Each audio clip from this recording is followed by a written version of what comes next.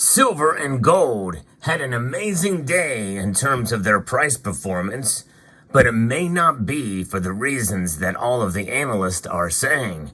I'm going to take a deeper dive in this video and give you something that you've not heard anywhere else. I'll explain as we explore.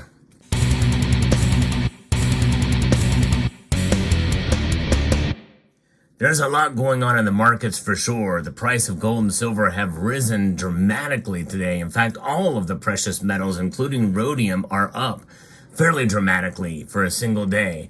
I always have to make that caveat and give that distinction. For a single day in terms of price movements, this is a big deal. And it's happening ever increasingly here. And we're seeing now silver blow past $28 an ounce, which is I thought was going to be the top end of the summer doldrums. And this is why I think there's more to it than what the prognosticators are saying. Well, first, let's give you our little market report here. Moments before the markets closed down, gold is up 1.67%, up $38.50 to $2,347.10 an ounce. Silver is up a full $1.02. That's up 3.74% to $28.41. That's a dramatic rise for silver in a single day. No question. Platinum is up $9. That's up almost a full percentage point to $992 an ounce.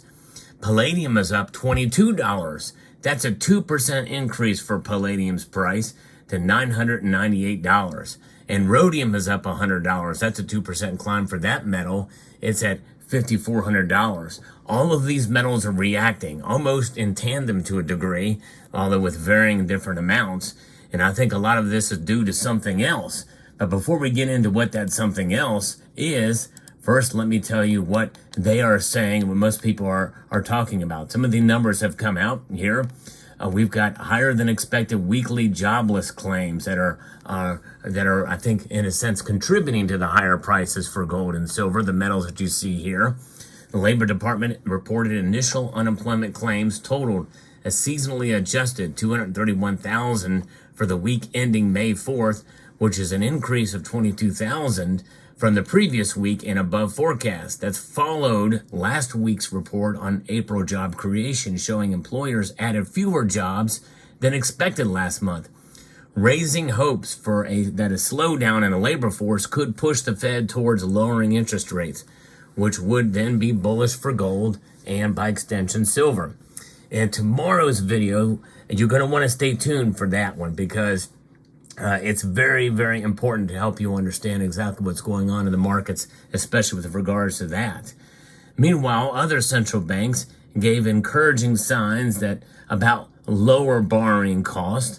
The Bank of England held interest rates steady, but gave indications that policymakers were closer to cutting them. And then Sweden's central bank, the Riksbank, reduced rates for the first time since 2016. So there it is, and that is what's leading to it. And of course, China's export growth helps fuel gold prices as well, too. And this is all from a piece by Bill McColl from a market report from Investopedia. And so when you take a look into those things and these accounts and what's happening there, we can see that it's looking good for gold and silver. And I think those are contributing factors, but I think there's more to it now, especially with what's going on in the world that's coming maybe tomorrow or the next day. May 10th, May 11th, maybe two dates you may want to really pay attention to, maybe at the latest, May the 12th, because something big is likely, it's going to happen, but the effect of it is what we're not so sure about.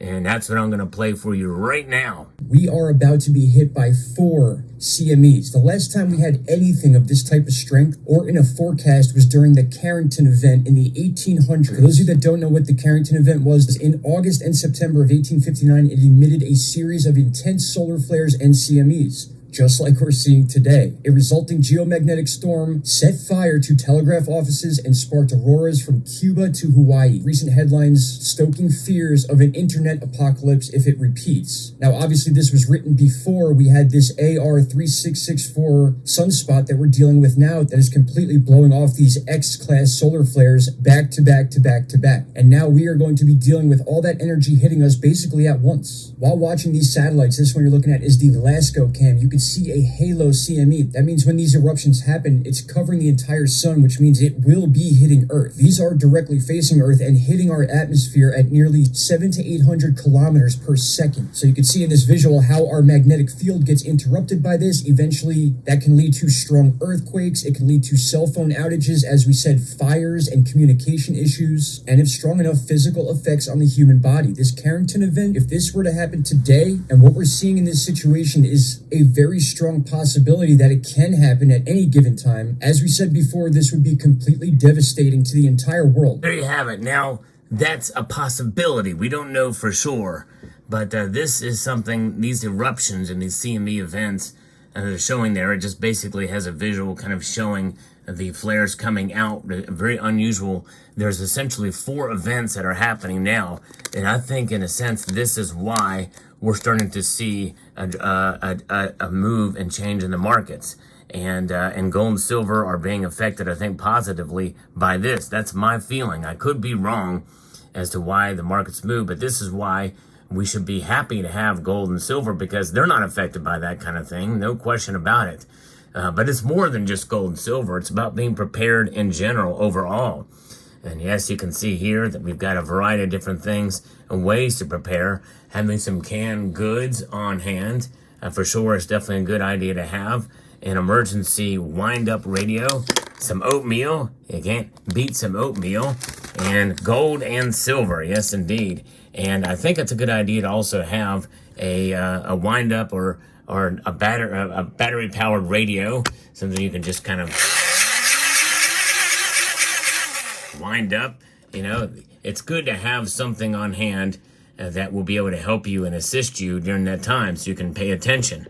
Now, if a solar flare could have the effect, in a sense, kind of like what you would see with some sort of EMP type of scenario, if these solar flares cause that kind of thing, kind of outage, well, then, you know, your electronics would be screwed, essentially, unless you had them Faradayed, a Faraday cage around these things. But how many of us have that? I know I don't have that. You know, in order to have that around all of your electronic devices, even if you did, well, if you had no electricity, well, they would be worthless.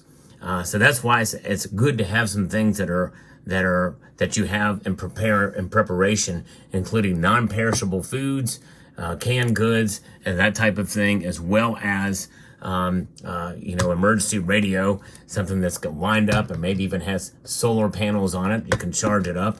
There's various different ways to prepare yourself. But as for in terms of monetarily, it's good to have some cash on hand, because debit cards and electronic transactions could be offline if something like that were to occur. And again, I'm not saying it definitely will occur, but it's a possibility. This is a pretty big event that's going to be coming tomorrow, based on what they've been saying here. So how do we really prepare for it? What could really happen here? It's up to us individually to have preparations on hand for such an event. And I honestly think that is one of the reasons why gold and silver rose today, because, again, it's an unknown situation. And so if it turns out over the next couple of days that it's not as bad as they have say it possibly could be, well, then gold and silver very well could pull back dramatically on Sunday night. So we'll see here. I think we're not going to really know until the weekend is over as to what kind of effect it's going to have all across the world.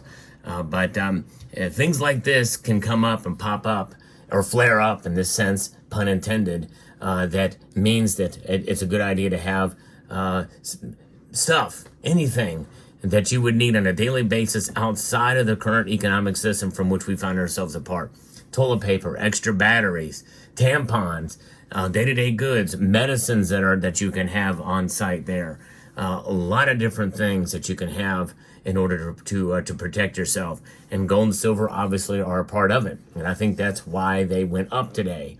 So it's going to be interesting to see how this plays out.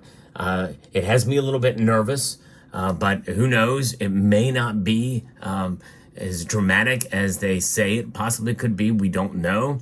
But if it is, and if it's as big as the one in the late 1850s, well, that knocked out all the telegraph lines, then this could be huge, because we're so electrified in this nation and around the world as well.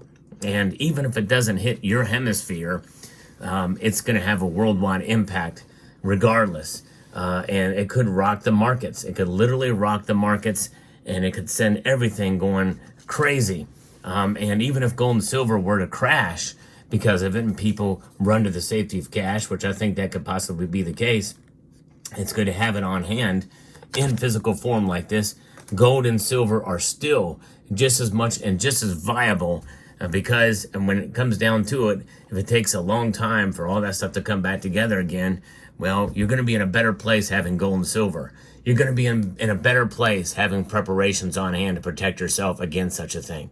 So there you have it. There's a little bit unusual market report for today. Let me know what your thoughts are down in the comments section below. Hope you found this video informative, insightful, and educational. I would like to extend a multitude of gratitude to each and every one of you for taking the time to watch, and to encourage you to please rate, share, comment, and subscribe.